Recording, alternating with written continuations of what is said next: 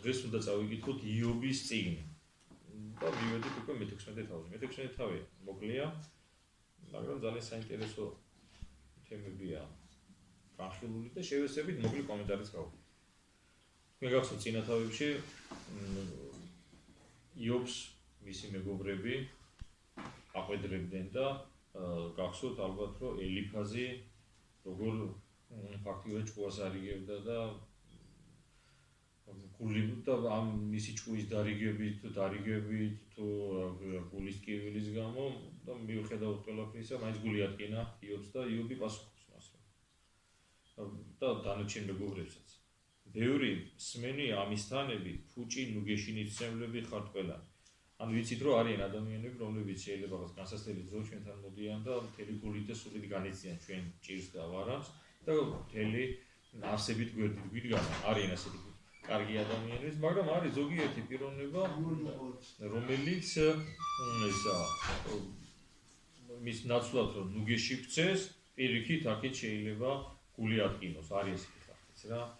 თუ აქვს დასასრული ქარიან სიტყვებს და გაგამწარა ასეთ პასუხს რომ იძლევი, მე თქვენსავით ვილაპარაკებდი ჩემს ადგილზე რომ ყოფილიყავი, კითხვას უსვამო, მეც რო ყოფილიყავიო, თქვენ ადგილზეო, თქვენი აზრით ესე მოგექცეოდით როგორც თქვენ ვექცევითო, იმიტომ თუ გახსოვთ, მეგობრები იობის განსასწრებს მის ცოდვებს აბრალებდნენ. ამდენ ჩვენ ვიცით რომ იობი უცოდველი არ იყო.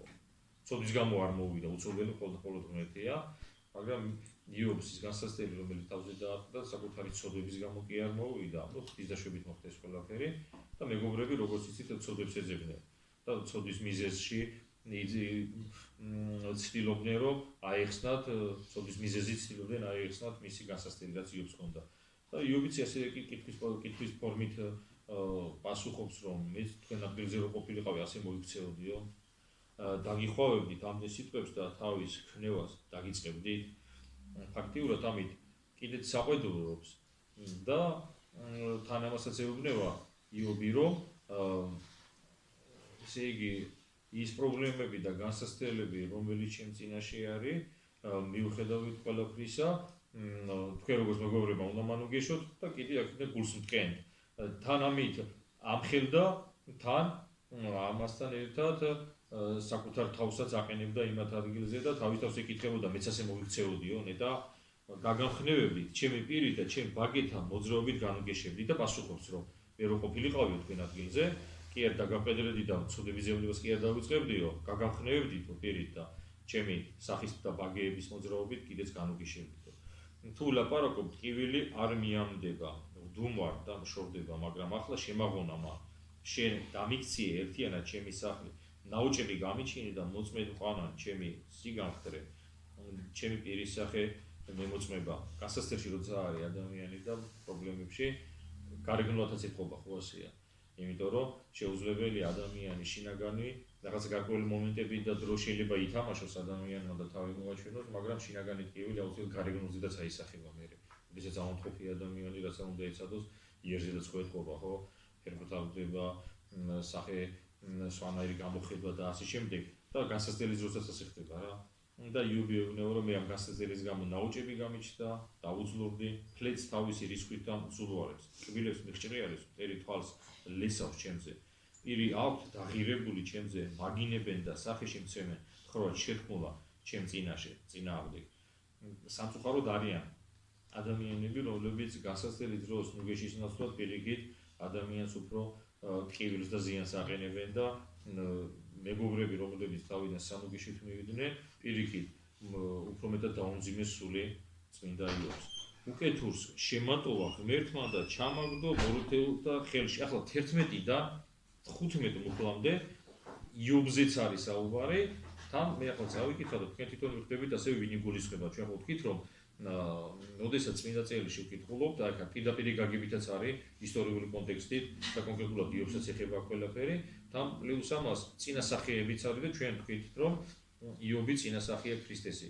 იმიტომ რომ როგორც იობს დაატყდა განსასწრებლები მისი ცოდვის გამო არ მომხდარა, ასევე მაცხოვარმაც იტვირთა წყევა, გინება, შეურაცხყოფა, ჯვარი. იმის გამო კი არა ცოდვილი რო იყო, უბრალოდ მან სხვა ადამიანთა ცოდვები საკუთარ თავზე აიღო. ანუ იობი ქრისტეს წინასახეც არის და ახლა შემდეგი ეს მუხლები, რომელსაც მე ახლა წავიკითხა, ამას ადასტურებს. უკეთ თუ შემატოვა ღმერთმა, ჩამაგდო პოროტრეულ და ხელში. მაცხოვარი ხო ასე იყო. ვის ხელში ჩავარდა ბოლოს მაცხოვარი? უმადური ადამიანების ხელში, ადამიანებისა, რომლებსაც კურნავდა, მკვდრებს აღადგენდა, რა ვიცი, ქრივობოლს ანუგეშებდა და ასე შემდეგ და მიუხედავად ამისა მაცხოვარს როგორ მოიქცნენ ყველამ ვიცით, ხო? უზრუნველად ვიყავი და დამლეცა კისერში ჩამოლო ხელი და გამაცამტვირა თავის სამიზნე დამსვა. გარშემო მეხვინენ მისი მშვილდოსნები, გამგლიჯა გულიღვირზლი და არ შემიბრალა. მიწაზე დამიფრია ნაღველი.